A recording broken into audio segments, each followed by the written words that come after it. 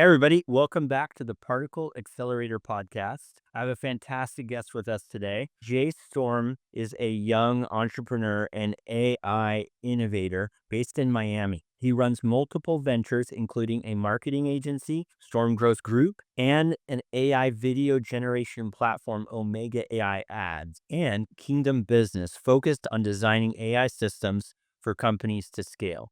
With a finance degree from UCF, Y Combinator experience, and a Harvard Business School online credentials, Jay combines technical skills with strong business acumen. I love having you here, Jay. I love the entrepreneurship. Is there anything I missed out on your introduction that we should know about you? I'm super honored to be here, and yeah, I mean, you pretty much covered all the high level stuff. I love just building things in general, so I'm a big fan of just trying things out, and then eventually, if it's something of interest to other people, it tends to scale into a business. Yeah. I also know that you're a fitness guy. You did some CrossFit stuff. Tell us a little bit more about some of your extracurriculars. Funny enough, I was the furthest thing from like software development starting out. I thought I was going to be a professional CrossFit athlete and work out for a living. And so my dad and I actually opened up a CrossFit gym. And that's how I got into it because we basically did it from the ground up of the entire build. I had to then go get people, I had to sell them into the membership. And then I was training them all throughout that. It was really interesting because this actually led me to my second and third venture because a lot of the members at the gym, they were like, hey, can we get cool t-shirts or sweatshirts? And I feel like I can figure out how to do that. So I got into more of the having to design and then order t-shirts, working with manufacturers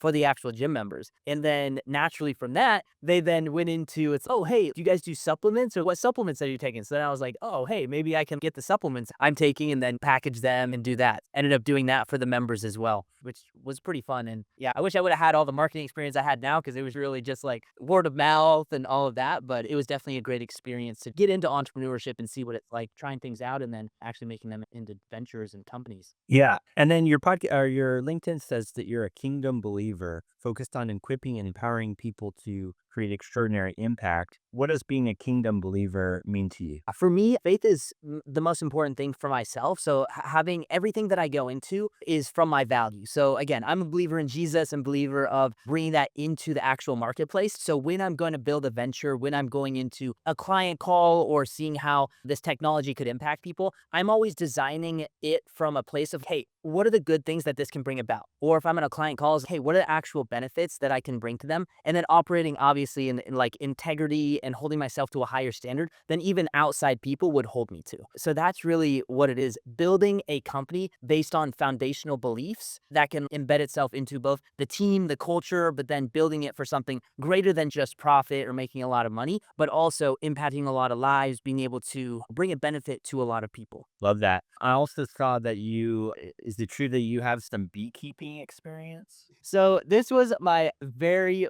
first job when I was like 14 or 15. Very hard manual labor. My dad, interestingly enough, so they were looking at how they could get tax benefits for their land because we owned like 50 acres in Colorado. And there was two things that you could do. One is have a tree farm and plant a bunch of trees. And the second, interestingly enough, was beekeeping. So they were like, oh yeah, let's get some beehives. And then my dad's pretty entrepreneurial himself. So it started out with one hive and then we got 10 hives, then we got to 200 hives, but he made connections with the biggest beekeeper on the Western US and then got me a job there. Hey, you need to learn how to work. So you need to go work for him. And so I worked for the largest beekeeping operation in the Western US. That's awesome. So what's the most unexpected skill you learned from beekeeping that helps you in business today? Finding joy throughout the challenges, because when you're in basically how these bee yards are set up is if you can imagine, basically Colorado is kind of like a dry desert. So in the summer times it can get up to 90, 100 degrees. So we're in these full beekeeping outfits, the bees are like buzzing around, we're trying to get the honey from them and like they're trying to sting us, and we would do that day in and day out in our crew of like little 3 to 4 guys. So what it really taught me, and this was hard work, like each of these things that we were carrying, the honey, were like 70 pounds each. We'd have to take them, walk 20 feet to the trucks, then load them up and all of that. And I'm like 15 at the time. So I'm like using my full back and trying to like get it up down there.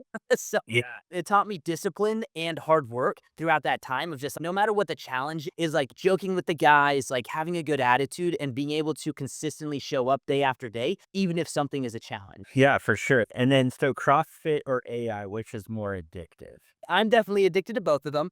Probably AI because it's a little less demanding on the body. I love the culture of both of them. This is one thing that I love about business. Like kingdom business values or bringing great values into a company and building with them is because then you show up and you're working with people and everybody's sharing a shared mission, shared values, and it's more of a collaborative environment, which is similar to CrossFit. Everyone's trying to better each other. Everyone's trying to build each other up. And then in the AI field, I found that as well. It's like everybody's trying to, if there's a new thing come out, they want you to try it out or use it or showing you how to like a hack. So it's similar in that aspect. Yeah. So you've worked with bees, now you're cloning voices. So what's the first thing you'd build if you had unlimited resources? So one of the things I want to expand into is humanoid robotics. And Robot, no, not a robot bee. no robot. Nah, we're good. We're good on the robot bees. Building miniature robots, that would be actually pretty cool. But yeah, humanoid robots this is up and coming. Obviously, Tesla's doing it. There's a bunch of Chinese companies doing it. But just getting into that field and like expanding it, especially if you have unlimited revenue or it's like funding capital to be able to get that up and running, because AI is going to be able to combine with that and like really bring things up. Because then it's not like me programming. Who knows? The robot buddy can go program also, and you can be using the AI as well. So I just see that as like the next expansion opportunity. Yeah. So the last lightning round question here is Miami or Denver? Oh, yeah, that's a hard one. I would choose, if I had to choose one, I'd choose Miami just because the weather pretty much all year round is just beautiful and gorgeous. The thing that I miss, because you got the beach here, you got the water sports, you don't have the mountains. And I love hiking. I love being able to go out and either ski during the winter or mountain bike. So those are the things that I miss, but still, you can still take vacations, which Yeah, I went to Colorado School of Mines and I was raised in Lakewood. And so I love Denver. And what I experience is I get a pretty good de-stress when I see the blue water and the sandy beaches in Miami. Definitely like tension goes down immediately when I'm on the beach, but not quite like the Rocky Mountains. A little cabin with a good view in the Rocky Mountains just hits it for me. I don't know. I think it's partially being raised there. It just has a home feeling. Okay, everything's going to be taken care of. And I actually prefer the things you can do in a mountain area versus the things you can do in a beach scene. Like I love fishing. I love the hiking in that area, in the Denver area. There's so many 14ers, right? So many high mountains. And it's one of the only sports, hiking is one of the only activities that the payoff is in the middle. If you think about it, like a CrossFit, you do your exercise, you end it, and you get the payoff at the end. Look at what I accomplished. Look at my times, all that. But when you summit, like the summit is in the middle of the work. And I think you learn a lot about that, right? You learn a lot about, okay, I got up,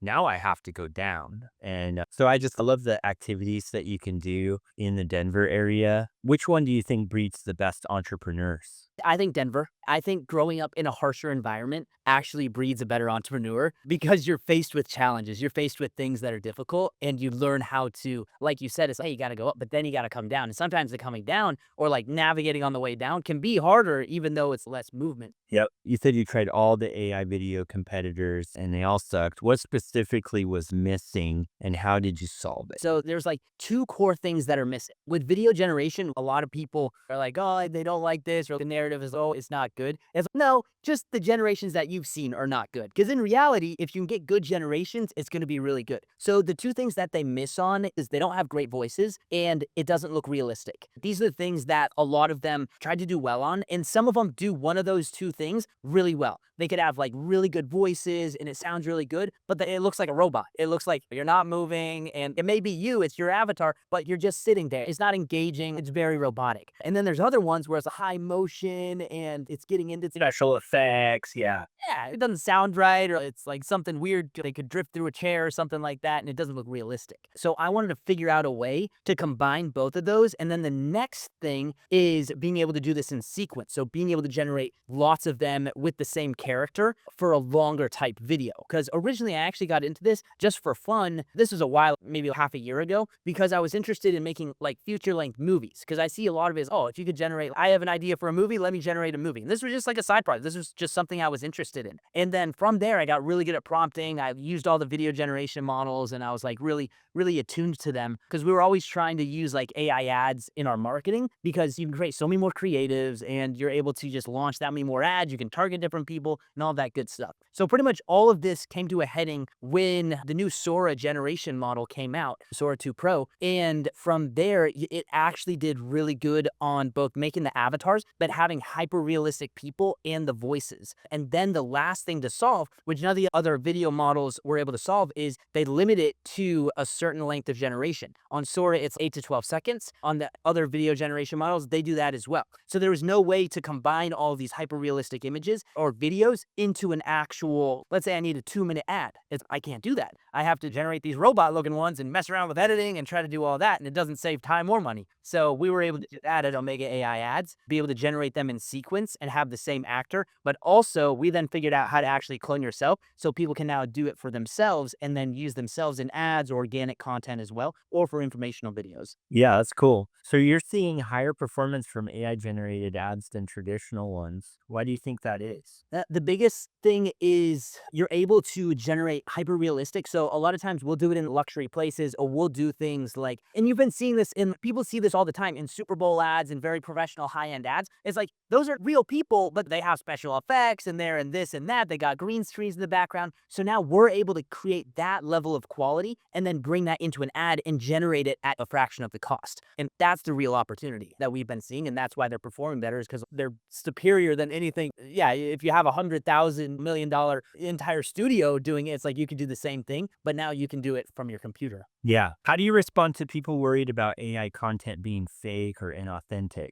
You mentioned wanting to get ahead of the AI slop narrative. How do you respond to people worried about AI content being fake or inauthentic? What we've been seeing is a lot of AI content is you want to generate content that is authentic. And it's going to be in the voice, it's going to be in the same tone as authentic content because you want it to come across as authentic because ultimately that's your brand voice. And instead, we're going to move away from like these individuals. And we've already seen this because people are wanting more authenticity and brands are tied to a certain person. Now you can tie it to a certain avatar or like several different avatars, but they're going to have their own brand voice that's going to be communicated from it. So it's not, you can't just get away with generating whatever you want because people are still going to look at, okay, does this add up? Is this brand like legit? Are they, if they have these marketing claims, are they actually operating that way? And that's going to be the way to tell. And that's going to be the way to get ahead of it, is really knowing and like knowing is like, what's the culture of your company? What is the brand messaging? What are we actually putting out there? And then making sure as we're generating the ads that it aligns with the entire brand. And it's the same thing of hiring a UGC creator, like hiring a team or having a mascot like some of the bigger companies like Geico and all of them do. It's, yeah, you form a bond with them and then you say, oh yeah, it's the Gecko from the Geico commercials. It's already been doing it. Now it's just opened up to any company that is really ready to take advantage of the new technology. So we're going to diverge. I'm going to give you a little heads up here. So we're going to diverge to go down that skepticism road a little bit, but I promise I'm going to bring it back to the positive business results that you're seeing because you're in a unique position where you are wielding a superpower for good. And I want to talk a little bit about some of the superpower for bad that I'm seeing. So using the same technology that you're talking about, we're starting to see, I just saw one yesterday that some friends of mine were talking about, where the scene was an artificial NYC cop in a verbal debate with some ICE agents. Right. So the NYC cop was saying, hey, I'm not going to let you take people. So there was a debate. Now, my guess is that's probably not happening. Right. There's some general motivation for public safety that's happening, regardless of what political side of the aisle you're on. There's some pursuit of public safety. And then if you looked really closely, the badge on all the actors was not the English language, like it wasn't a real badge. But if you didn't look closely at the badges of the different law enforcement agents that were on the screen, you could easily think that was real. And so now as we look at social media and we take our information there, it will either reinforce our bias the same technology you're using to broadcast a brand message is also like for my 13-year-old or my 11-year-old who will soon be this idea of the AI girlfriend or the artificial relationships is a real concern. Like it's already happening where folks are becoming quite emotionally attached to an AI driven avatar. So what are your thoughts about that? You're also a Christian like I am. And so as we're seeing these things, is there a solution or a solve for some of this wielding of this technology for bad? This is actually a fantastic question. This was my motivation and my main motivation into getting into software and robotics. These are very real concerns. And this is what AI generation, like on the bad side, is all these things are true. It's like people are using it for the porn industry or AI girlfriends for fake generated videos that like to garner attention or to persuade public opinion. And then it's in how do we know it's real? And the main reason why I get into it, and I'm a very big proponent of here's the good that you can use it for. You can use it for this. You can use it for, I'm having people generate like historical videos using it and basically generating what could have happened like historically in their educational videos. And this is where I see it's like, you're never going to get rid of the bad. And the best way to, I'll answer a couple of them, but like for the how, like when I'm blessed enough to have kids of my own, what I want to do is actually teach them about the technologies and then show them how to use it for good versus the bad, because then having competency is going to actually protect them, because it's again, it's like having the knowledge, being aware of these things. It's like same thing as a cell phone. There's plenty of bad things kids can do with cell phones or like people can do with cell phones, right? And that's a very real concern. But teaching that competency early on of, hey, here's how we use it. Here's the things that you can do with it. Use it to create is the best we can do. And just have faith, like we're raising them in the right way that they should go. And then having faith that God's going to take care of the rest. Because yeah, it's very real. I see this among my friends. They talk about it as if it's a real person already. This is already a real thing. This is among my friend group, which is entrepreneurs. So it's just going to get more and more as these systems get more competent. And then as they're tied to real human life figures that look and sound precisely human. And so that's the real, it's like, it's going to be same concept with social media is we need to be actively being proponents of it's, hey, this is great. You can have that relationship with this AI chatbot because it's going to know a lot about you and it's going to help you in these pro and positive things, and teaching us like, hey, you want to be using it for these pro and positive things, but also emphasizing getting it to real life relationships as well and the importance of that and leading by example in that, because that's one of the biggest things is it is easier just to sit at home and just to scroll like social media, just to chat with the AI bot, but it's not a substitute for the actual real thing of being in a relationship and getting into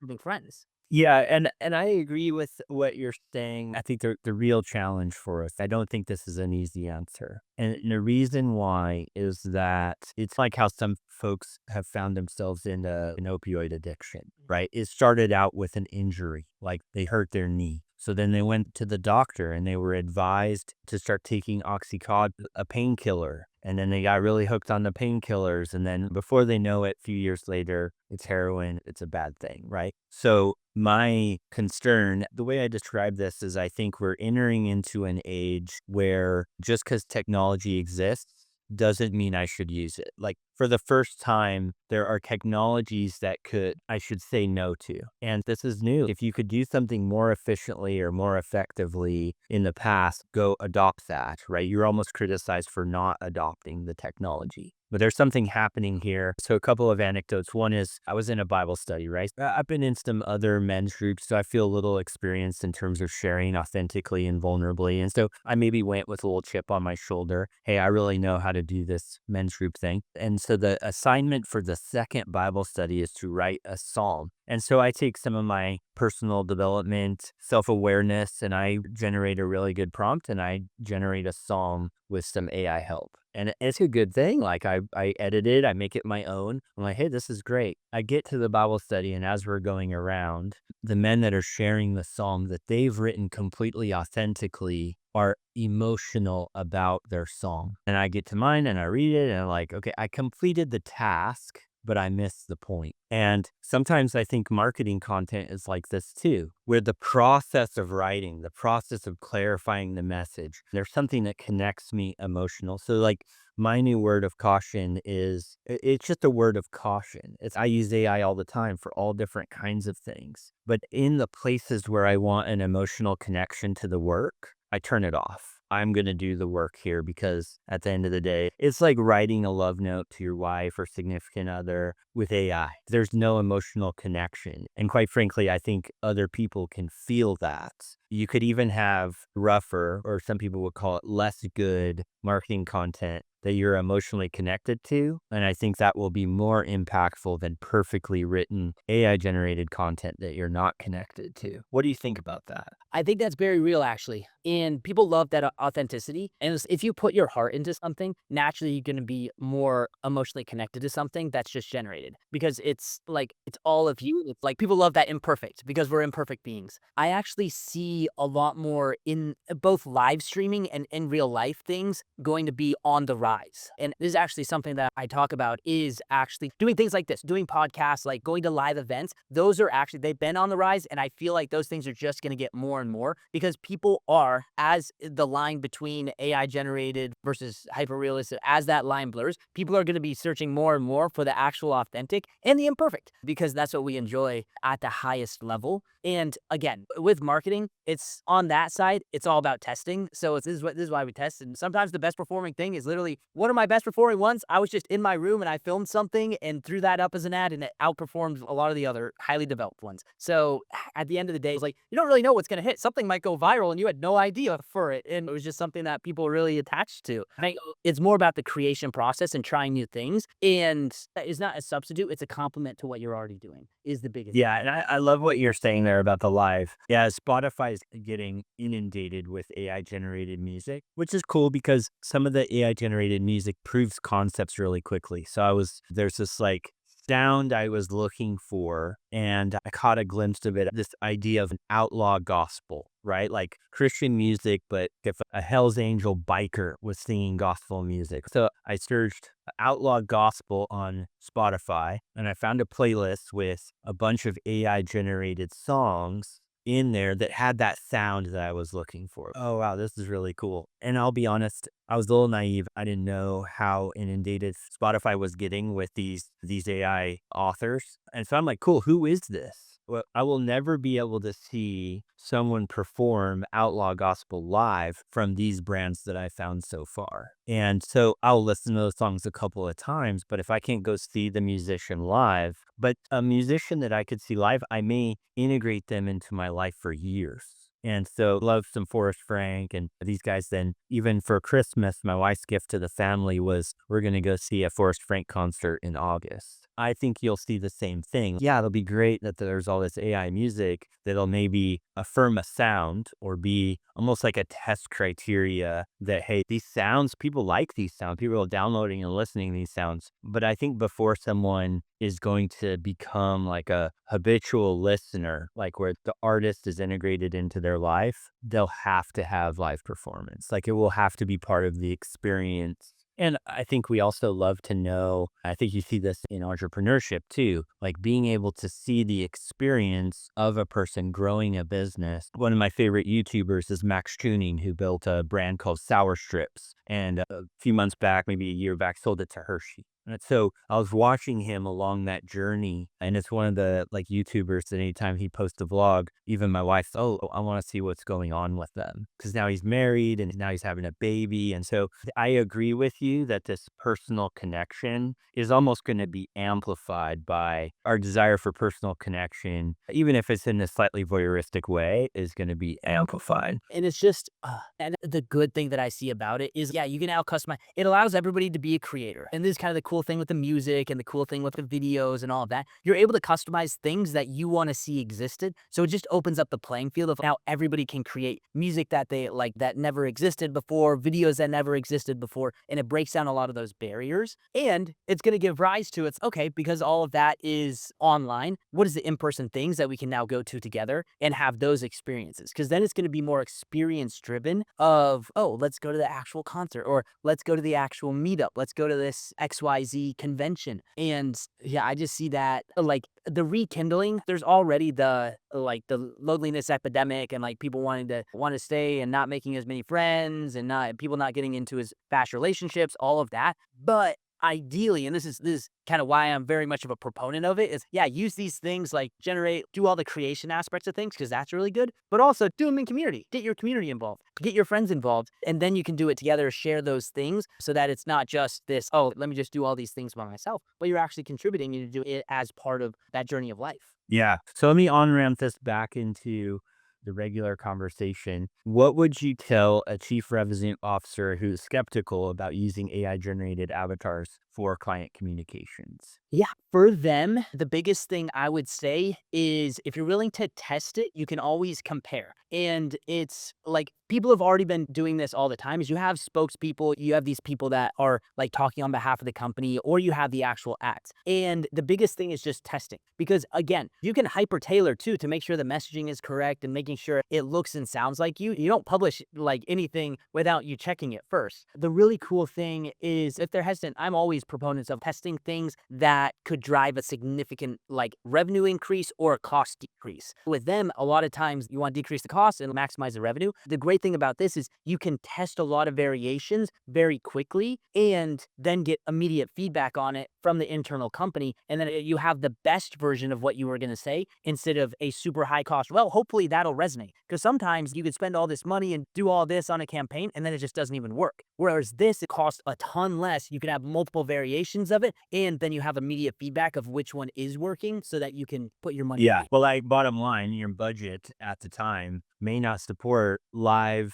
filming in the right location, drives the brand message, and communicates the right overall experience. If you can start testing that with AI, it's almost the opposite side of the argument. Do it real, do it live. It doesn't exist, right? Because you can't afford that. So being able to do this, and then you're also talking about variation, being able to try different things at a low cost to see if they stick and if they work. Where do you see the biggest ROI opportunities for enterprise companies adopting AI video right now? Right now, it would primarily be on the marketing campaigns or the continuous content that you're actually educating clients on the product. Because a lot of those, where before is you would need a team, you would need actors. But we're talking about high end companies now, like Fortune 100, Fortune 500 type companies. They may have these massive budgets for it, but it's like you can use that now to generate these feature length, like really engaging videos that your clients can then use in that. And you don't have to have your $1 million production team try to do it and then like it flops because you may have a huge product line.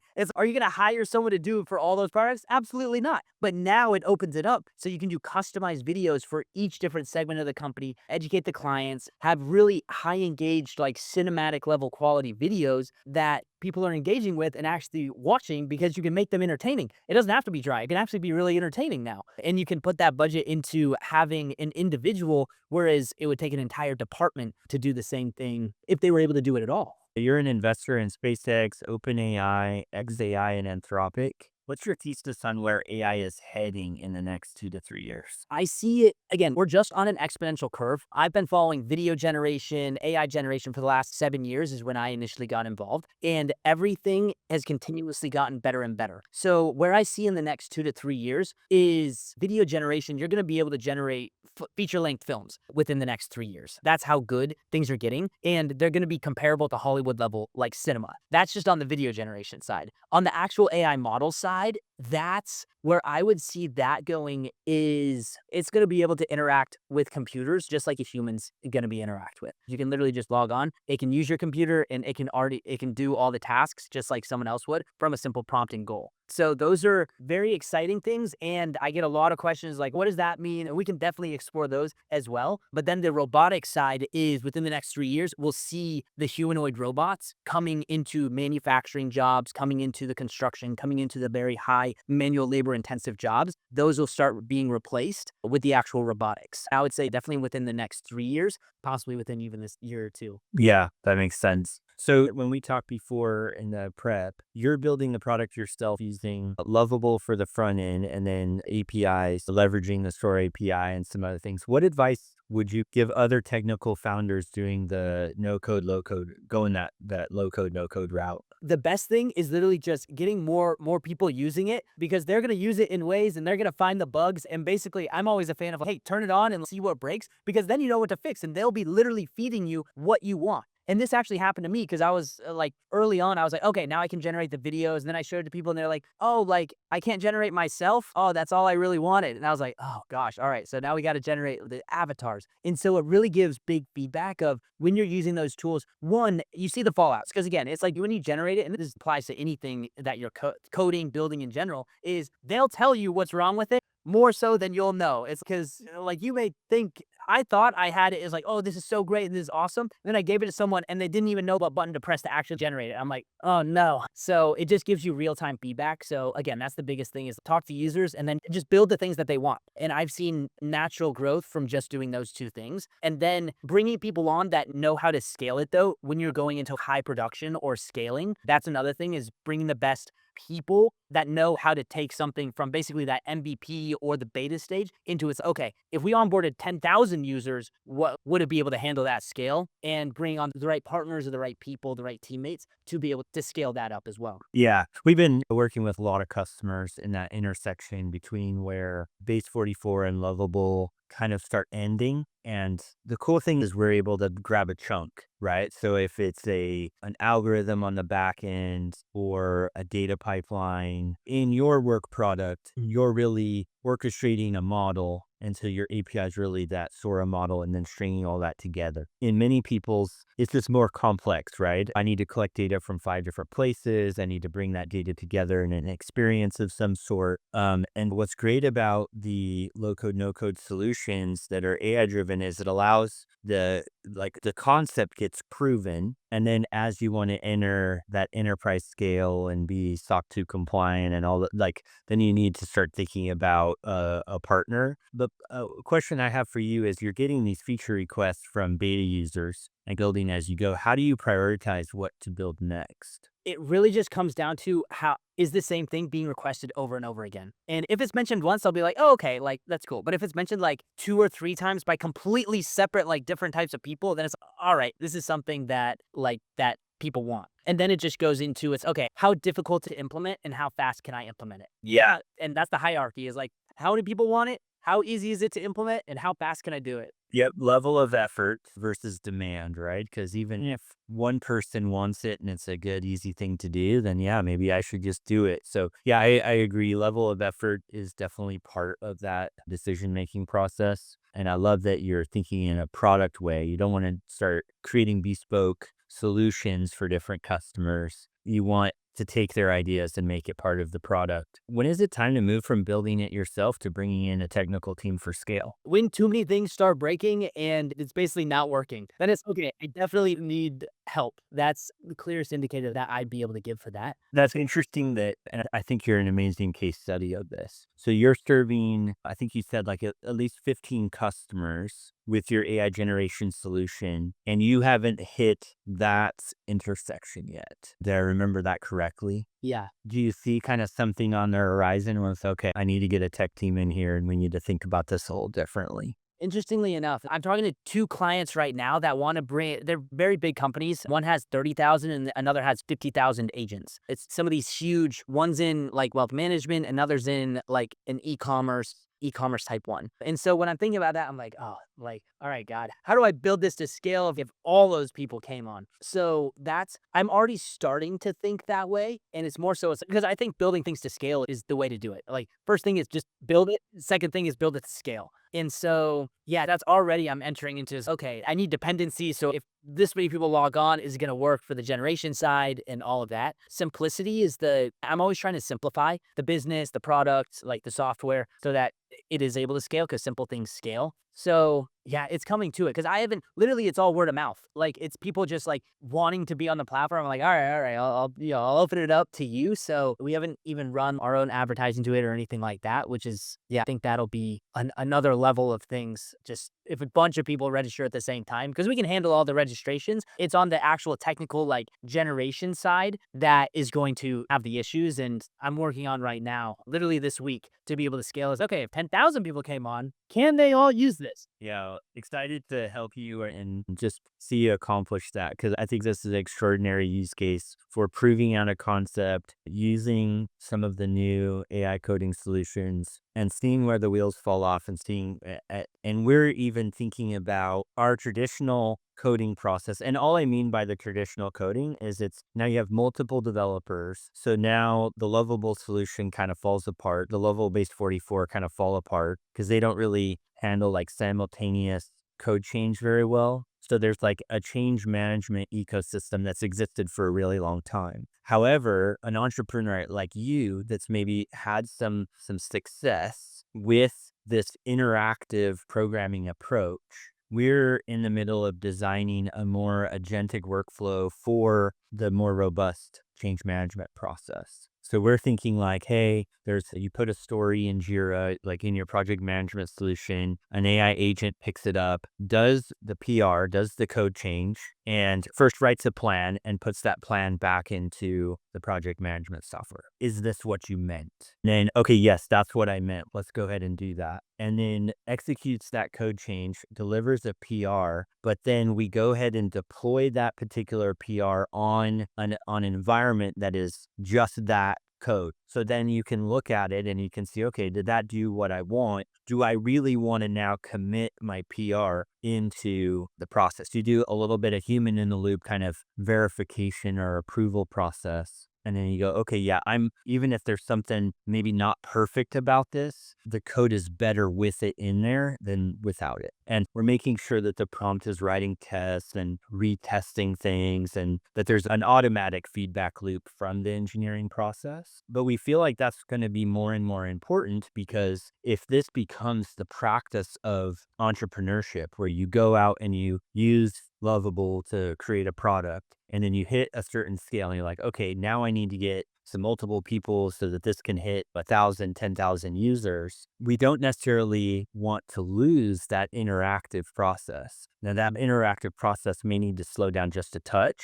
right? Not be instant, but something like hours. But what people would experience today, moving from the lovable type process to a team environment, is more like we'd measure things in days, not hours. And I think that will alienate the entrepreneur that's been feeling success with this more instant tactile feedback. So it's very interesting, and we're excited for where it's taking us because, especially when it comes to the UI and usability, the entrepreneur may be the only person that really needs to be involved. If they're changing copy or adding a button or adding elements to a dropdown that's not data driven, right? Like those things might be fine to do agentically, and maybe even more complicated things than that. The entrepreneur doesn't necessarily want to set up GitHub and a code editor and cursor and feel like they're coding, but they would like, at least my thesis here is that they would like a back and forth process with something that takes hours, not days. From what I'm seeing is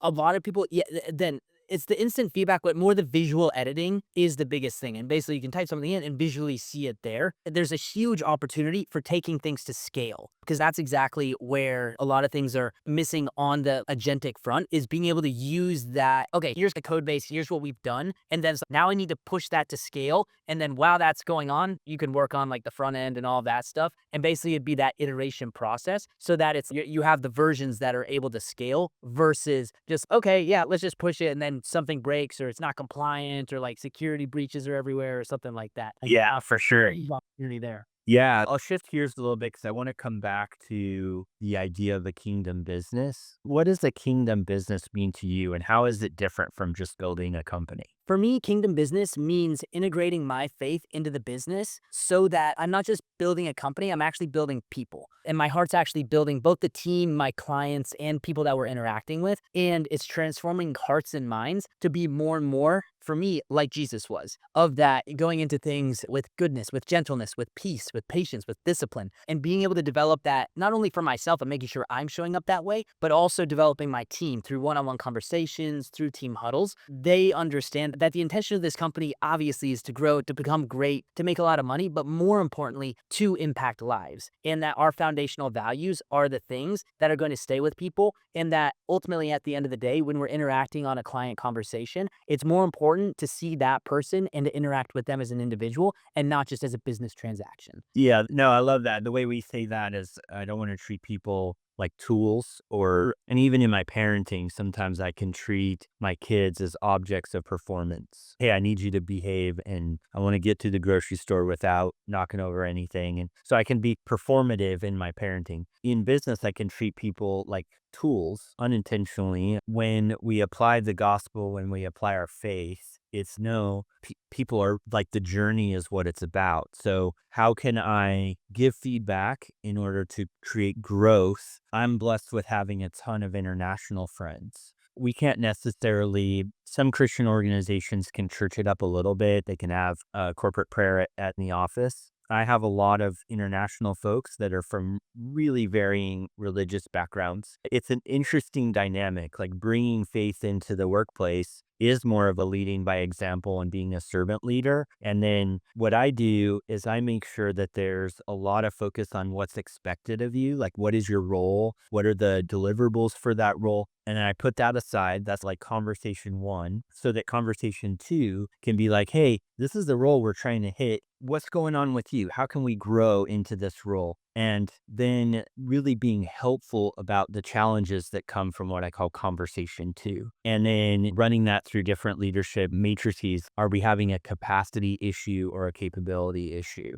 A few years ago, when we were still in the office, I had a project manager that could not get in by 9 o'clock, 9:15, 9:05. And so I started asking, like, what's going on? Just the way that him and his wife had organized their life, they had a certain number of things that he could not get there at 9 o'clock. So we moved it to 9:30. If I was just performative, I would just say, hey, 9 o'clock, it's got to be. And that might have caused like an undue pressure that really didn't move my business or change anything. We just started at 9:30, and that didn't mean everybody else came in later. It was just like, hey, we're going to have the stand up meeting at 9:30. And yeah, just I think I even see things like I see amazing things like the concept of unlimited PTO. You would think people are just taking vacation all the time. No, you're giving them freedom. And then the conversation becomes, what do you think the best thing for the client is? Because serving the client is part of our core values. And so they're more careful actually about when they take their PTO, when they schedule their vacation. And a lot of times they'll coincide it with a different delivery cycle within that particular engagement. So it's not that it gets abused. It actually just creates a flexible, free working environment. And yeah, so I love bringing faith principles into the way even we dictate some policy,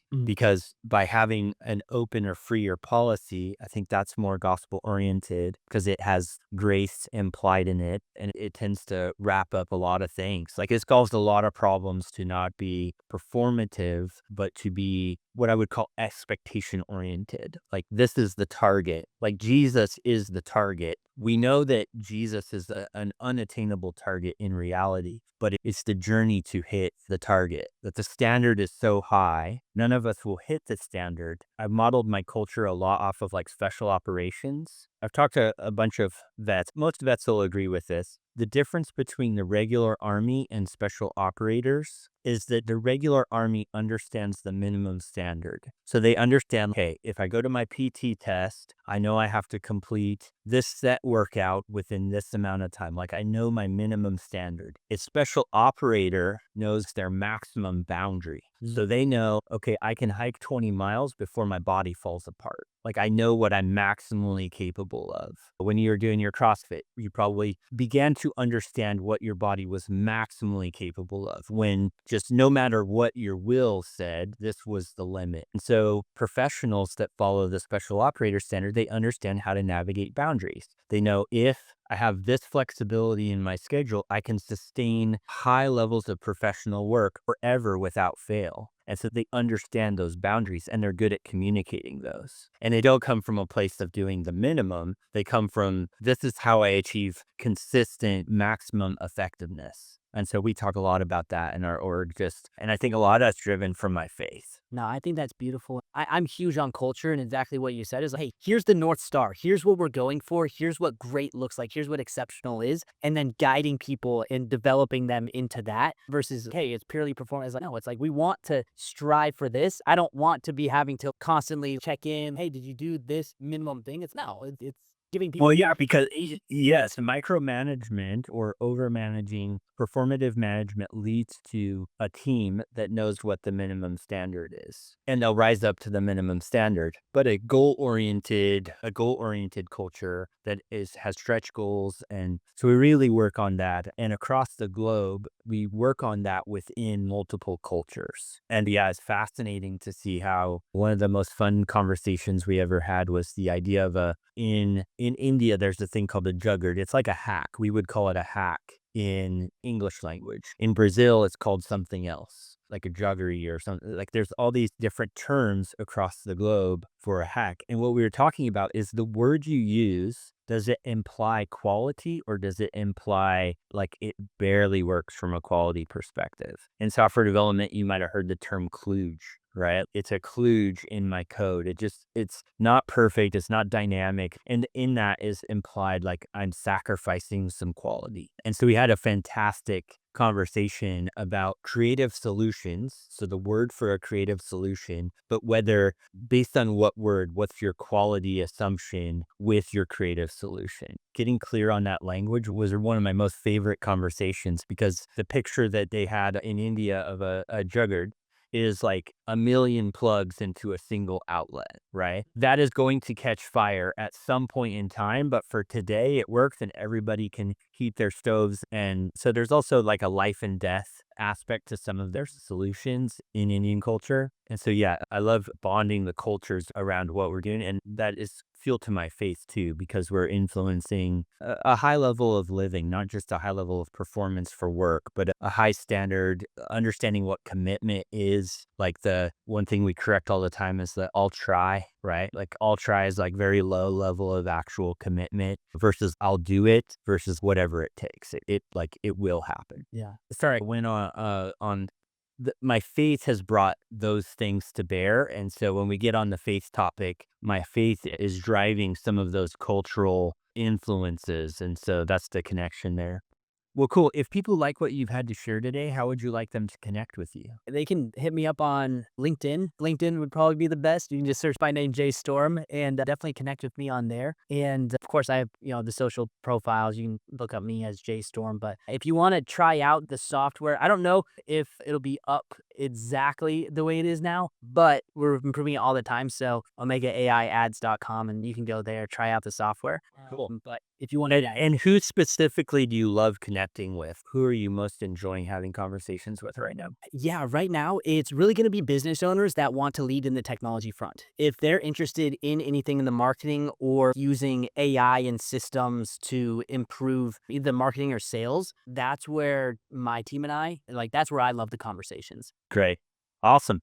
Well, thanks so much for being here today. I appreciate it. We've hit on some really great topics. I'm really excited to see where you go next and excited to see somebody making some revenue off AI generated software. I think this is going to be a really cool case study to see how the journey progresses from here. Yeah. Thank you so much for having me on. It's been a blessing as well. I know we had definitely wanted to dive deeper into the faith and the performance and culture aspect of things, but we could save those convos for next time. Sure. You bet. All right. Thanks, Kate.